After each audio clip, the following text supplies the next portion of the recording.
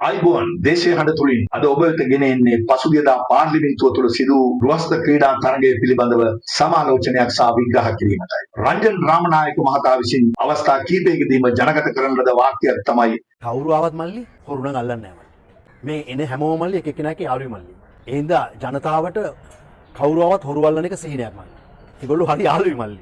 මේ දිගාවේ බැනගත්තට. ඇත්තෙන්ම රංජන් රාමනායක මැතිතුමනි ඔබගේ කතාව මසුරන් මටි. ඒ එදාටත් වඩා අද ඵලදායී අර්ථවත් කතාවක් විදියට. රංජන් රාමනායක මෙමගින් හැඳුන්වුවේ පක්ෂ විපක්ෂ සියල්ලම තම කාර්යයන් ඉටු කර ගැනීමට තමන් සතුටු වන්නට පක්ෂ විපක්ෂ ભેදයකින් තොරව එකතු වන බවය. ඒ පසුගිය 23 වෙනි පාර්ලිමේන්තුවේදී අපි දක්නට ලැබිනි. රටේ ජනතාව පාර්ලිමේන්තුවට අති බහුතරයක් පත් කර යවන ලද්දේ ජනතා අභිලාෂයන් ඉටු කර ගැනීමට මිස ආණ්ඩු පක්ෂය හා විපක්ෂයේ මන්ත්‍රීවරු ඒකරාශී වී ක්‍රීඩා කිරීමට නොව 23 වෙනිදා හරිනි අමරසූරිය අග්‍රාමාත්‍ය මෙනවියගේ ප්‍රධානත්වයෙන් පැවැත්වී ගෘහස්ත ක්‍රීඩාවලදී අපට දක්නට ලැබුණේ චෙස් ක්‍රීඩා, කැරම් ක්‍රීඩා, ඩාම් ක්‍රීඩා, බිලියඩ් ක්‍රීඩා ආදිය ඇතුළු නොයෙක් ගෘහස්ත ක්‍රීඩා ආණ්ඩු පක්ෂය හා විපක්ෂයේ මන්ත්‍රීවරු එකතු වී පැවැත්වීමයි. මේ සියල්ලම සුවදව වින්දරා ගන්නට ඔවුන්ට හැකියාව ඇත. එහෙත් ඔවුන් දෙගොල්ලට ඡන්දය දුන් අහිංසක අති බහුතරයක් මේ රටේ ජනතාව තුන්වේලකෑ ජනතාව එක්වේලක්වත් කන්නට ආර්ථික හැකියාවක් නොමැතිව හඬා වැළපෙමින් ලතෝනි දෙමින් සිටි. මේ පිළිබඳව කිසිම ආණ්ඩු පක්ෂයේ හෝ විපක්ෂයේ මන්ත්‍රීවරුන්ට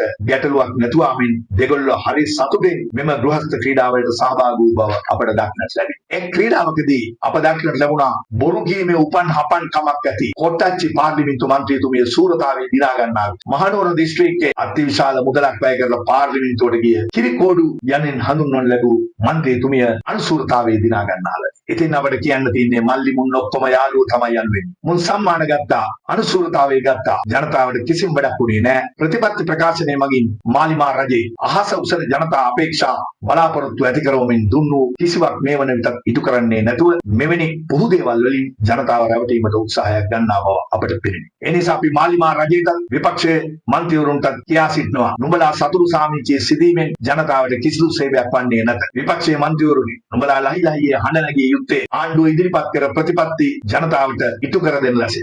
ආණ්ඩුවද ලහිලහියේ කළ යුත්තේ බොරු පුරසාරම් දොඩන්නේ නැතුව ජනතා හිතවාදී වැඩපිළිවෙල ක්‍රියාත්මක කර ජනතාවට ලබා දුන් පොරොන්දු ඉටු කිරීමය. එසේ නොකර නුඹලා දෙගොල්ලටම දේශපාලන සුසාන භූමිය කරා යාමට සිදු වෙනු ඇත. බොහොම ස්තුතියි.